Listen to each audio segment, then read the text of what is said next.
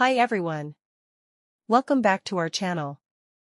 Today, we'll uncover the strategies narcissists use to deceive and how to distinguish truth from their lies. Have you ever found yourself entangled with a toxic person who constantly spewed falsehoods? Were you left feeling confused, questioning what was real, what was fabricated, and what was deliberately hidden? Today, I'll delve into the art of exposing the falsehoods spun by narcissists and provide you with effective strategies to discern whether you're being told the truth or fed lies. Greetings to all. We're thrilled to have you here. This channel is committed to fostering awareness, promoting growth, facilitating healing, and inspiring transformation. So, let's dive deeper into how to separate fact from fiction within a narcissist's web of deception. When discussing narcissists and lying, the two seem inseparable, don't they? The terms narcissist and liar often feel interchangeable. But how can you tell when a narcissist is actually being truthful? Sadly, the reality is, you can't. And how do you know when they're lying? A clear sign is every time they open their mouth, as if dishonesty is second nature. More often than not, you'll encounter blatant lies from a narcissist. For example, if you ask, "Did you do this?" they might instantly respond with a firm no. They either outright deny the truth or fabricate a new narrative. Then there are the subtler forms of deception, the so-called lies of omission. They might admit they went shopping but conveniently omit the part where they met someone else. They might acknowledge an action but leave out crucial details, like how they squandered your life savings in the process. These lies involve revealing partial truths while deliberately withholding critical information to obscure the full picture. Another insidious tactic narcissists often employ is gaslighting, a sophisticated form of lying.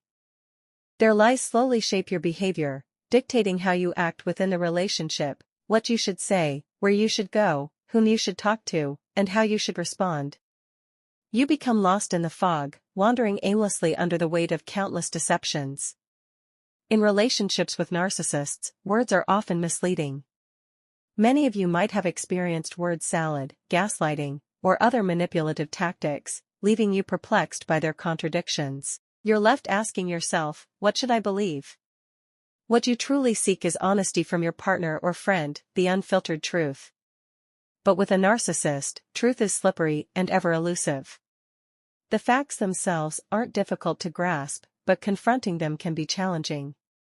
When faced with the truth, narcissists often lash out, shift blame, and resort to every possible measure to avoid accountability.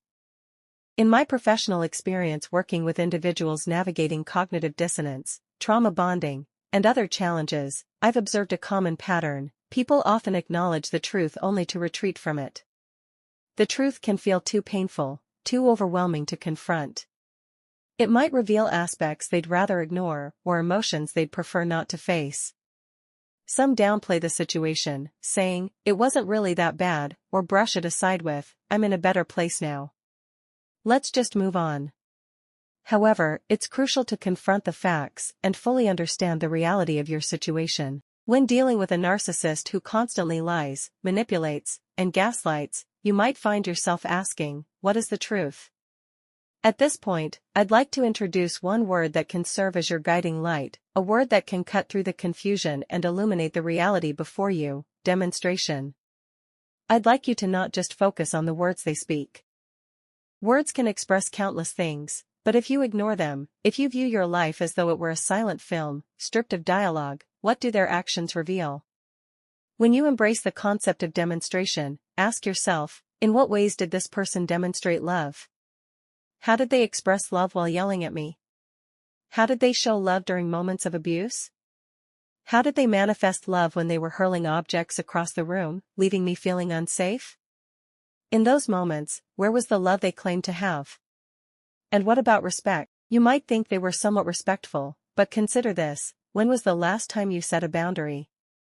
Perhaps you recently asked for a quiet weekend to clear your mind, yet they bombarded you with texts, disregarding your need for solitude. If they truly respected you, wouldn't they have honored that boundary? So, how did they demonstrate respect? How did they demonstrate honesty? Maybe you recall an instance when they weren't entirely truthful with one of your friends. But let's reframe that. It wasn't mere dishonesty. They lied. It's essential to recalibrate the language survivors often use to soften the reality. Saying, "Well, it wasn't that bad," diminishes the truth. No, they spread falsehoods about you. So, how did they demonstrate honesty, and what about vulnerability? Maybe they shared past trauma and how it still affects them. But how did they demonstrate vulnerability in the present? Do they express their emotions openly, not about what you've done to them or imposed upon them, but their own authentic feelings? You might realize they rarely did that. How did they demonstrate change? Forget their promises and declarations, focus solely on their actions. What did their day-to-day behavior reveal? Otherwise, you risk being lured into the illusion that they're evolving when, in reality, the changes are inconsistent, sporadic, fleeting, and often just empty words. How did they demonstrate consistency? The truth is, they didn't. One day, they seemed loving, the next, they despised you. They oscillated between planning a future with you and demanding you leave their life. It's an endless pendulum swing. So, where was the consistency? And how did they demonstrate integrity? When you stepped out of the house, did they immediately contact someone else? Did they engage in activities you both agreed to avoid? If they truly valued integrity, their actions would have aligned with their words. How did they demonstrate transparency? Have they relinquished control? Abandoning abusive tendencies means allowing you unfettered access to every aspect of their life. Have they done that? Or do they still exert control while pretending to be transparent? When you apply the lens of demonstration to these questions, it can spark a profound realization: the reality you perceived might be far from the truth. This process is key to dismantling cognitive dissonance, that internal struggle between believing words or actions. The core lesson here is simple: stop placing value on words. Prioritize actions. Even after asking these questions, you might still feel confused. That's often because you're holding on to a fabricated narrative, a fantasy, a false reality, rather than confronting the harsh truth. You need to reach a point where your trust lies solely in demonstration. Not small, temporary changes. Not spoken promises. Only actions. Let everything else fall away, focus purely on what they demonstrate.